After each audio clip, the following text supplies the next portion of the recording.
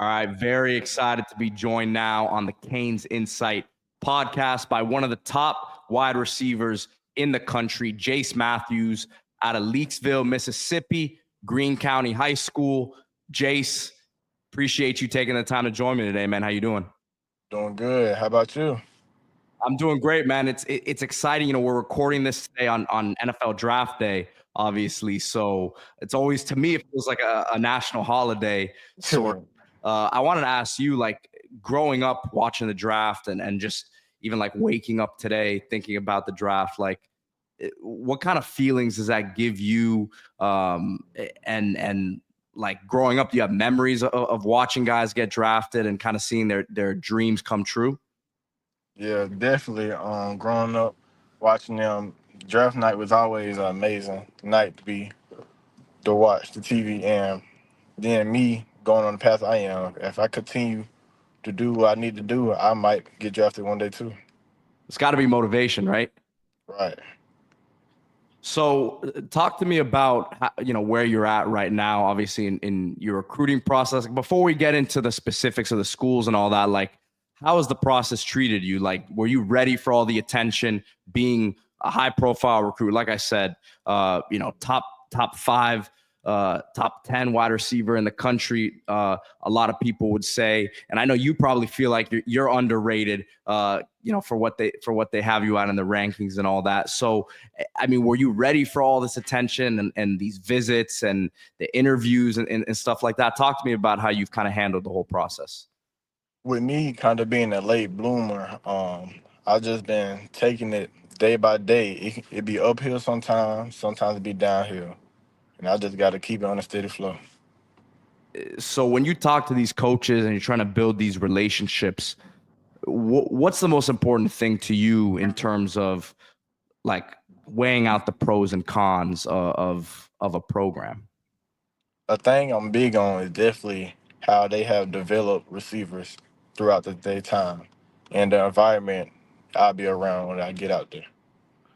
So before we get into some of these schools, man, I'm gonna pull your highlights up here. I'll have them playing while we continue to do the interview. And I just want to ask you, some stuff football wise.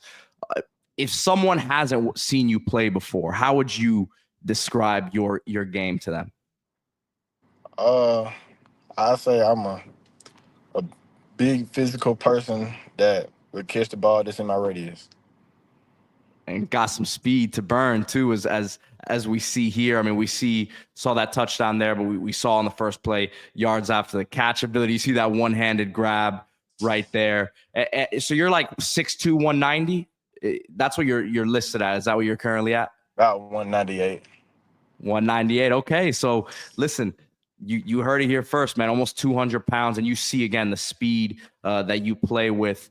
I mean, growing up, was it always football, or did you play other sports? You talked about how you were a late bloomer, so talk to me about kind of your athletic journey, so to speak. I played basketball and baseball.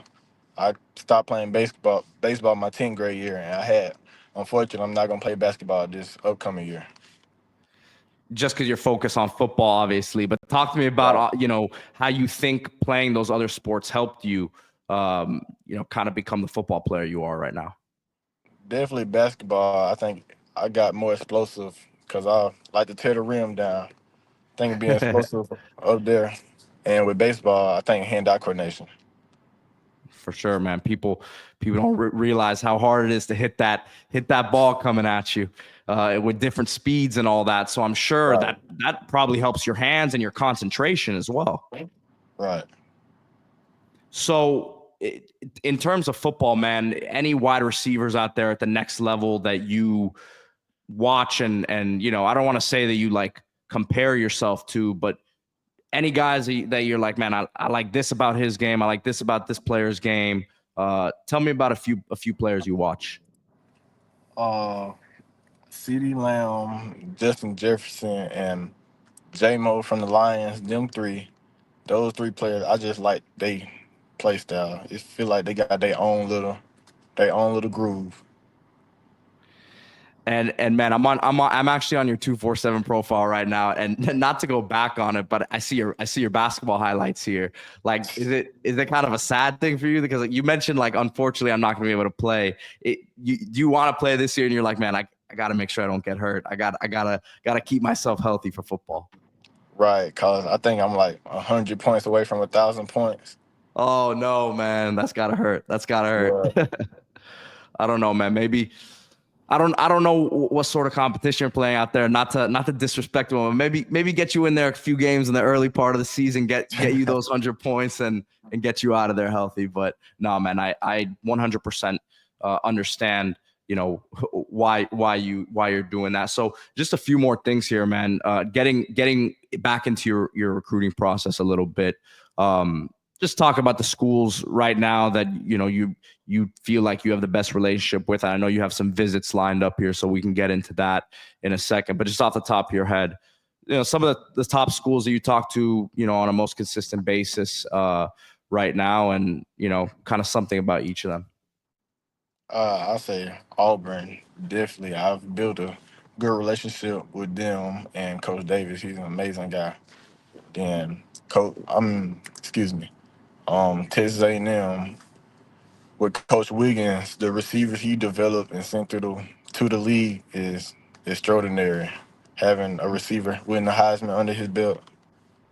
I say Ole Miss, being from Mississippi, growing up watching them, I built a close relationship with them. Having a cousin that played for them before, and Miami, Miami coming through this January, getting to know Coach Beard.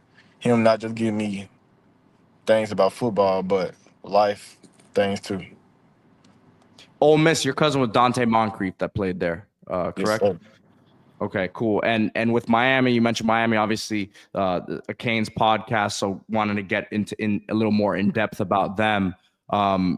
Your impression of the city of Miami, obviously, it's bigger city than a lot of these college towns that I'm sure that you've seen. So what was your impression of the city of Miami, and then obviously the campus and the coaches and all that? The city and the campus was beautiful. Like nothing else can explain it. And the coaches being very genuine, they gave me a lot of hospitality. I can't ask for nothing else than that. Looking for a place to call home.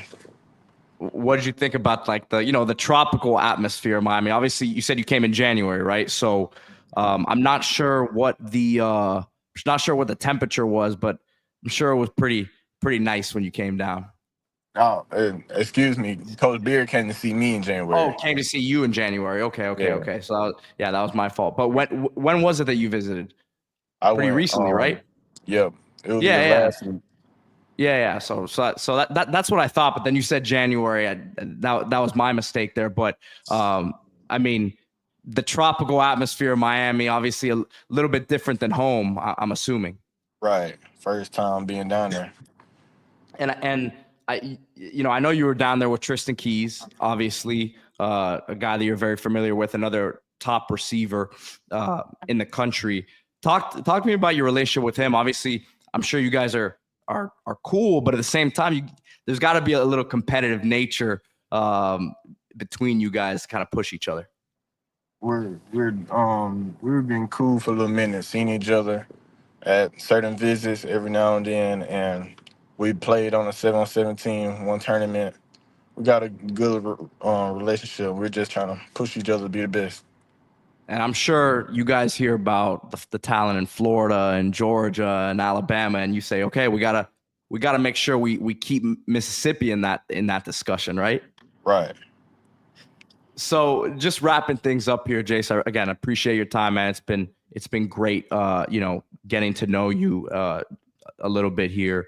Do you have a timeline for your decision? I know you have some of these schools that you mentioned, Miami, Texas A&M, Auburn, Ole Miss. You have visits lined up to all those schools and to Colorado as well, right?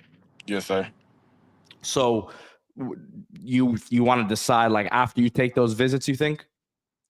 Definitely after the visits, after getting on campus, seeing how the environment is inside football and outside of football, I plan to make a good, smart decision around late August or early September. And then you're gonna bring your family on those visits.